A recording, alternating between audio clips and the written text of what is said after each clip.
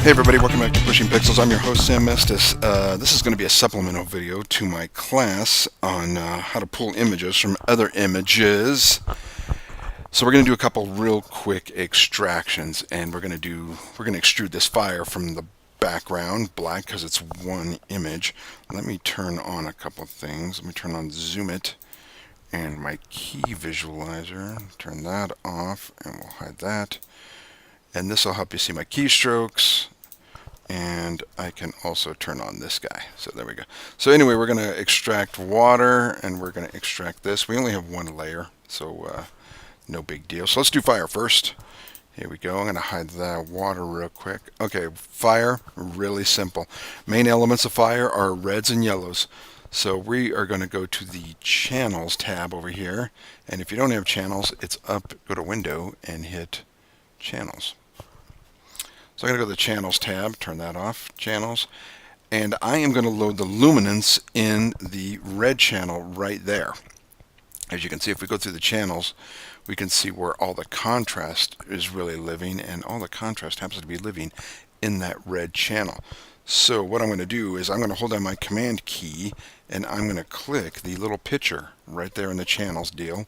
So command next to your spacebar, or control if you're on Windows, and click the little window, and it will load all the luminance values of the red channel, because that's primarily what fire is. It's all reds and yellows, and you can see it's all loaded, and I'm getting marching ants.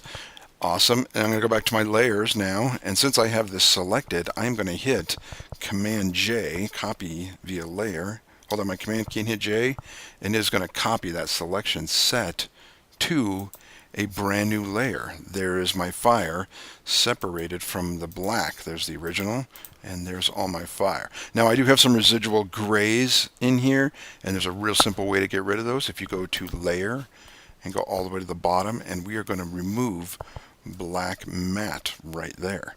I'm going to click that and watch what happens. There we go. All my black matte is gone, and now I completely have my fire separated from the background. And I can stick it in any image, like, for example, I used a couple of these elements in, oh yeah, I know all about that. I used a couple of these elements in this movie poster image, which we will do later this semester. You can see the fire elements in there. Alright, so let's close that, and let's close fire. Now we know how to do fire. Pretty simple stuff. Let's do water. Water, the principles are kind of the same, just a little bit different route to get there. So let's talk about water. Essentially, when you're looking at water, you're looking at highlights. So that's kind of what we want to deal with. We want to deal with highlights. So let's go back to the channels tab and figure out where the best contrast is living, and it appears to be living in the red channel again. Not too bad. So we're going to do it a little bit differently this way, though. We're going to do it like we did it in class. I'm going to grab this deal and make a copy. I'm going to drag it down here to this little icon and make a copy of it. And there we go. We have a red copy. So let's get to the highlights part of this. We're going to invert this channel. So we're working on the red copy channel right there. And we're going to hit Command I. You can see at the bottom there, Command I. And now that gives me my highlights for my water. And we're almost done, believe it or not. I usually like my water a little bit brighter, so I usually take a good look at this. And I'm going to level this up a little bit, just to give me a little bit more white. Command L will bring up your levels. And I'm going to drag this little white slider right over here, over just a little bit to the left, just so I can bump up the whites just a little bit more, not too much. Right about there.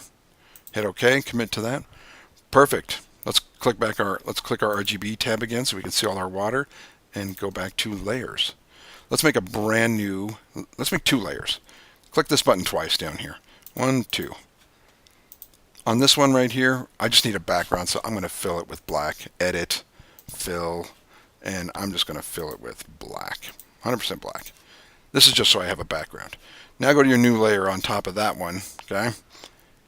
And remember that channel we made down here? This little guy? That's going to come into play right now. So on that new layer, we're going to go to Select, Load Selection, and under Channels, we're going to pick that red copy. It stored it for us. And when we do, it's going to it's going to show us our selection set, which is the same as that channel. I just made a selection set out of it. That's all we're doing anyways, making selection sets. And now that we've done that, let's fill this selection with white. Edit, fill, white. And deselect, Command D. And there is your water, everybody. It's completely separate from the background. There it is. You can hardly see it, but it's there. Let me turn that black back on. And sometimes if I want to get this a little bit brighter, I'll double that layer, that water layer, Command J, and it'll get a little bit brighter.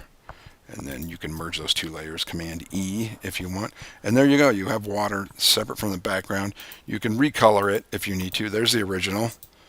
And here is our separate elements. There you go. That's how you extrude water and fire. Good luck, everybody. Keep photoshopping.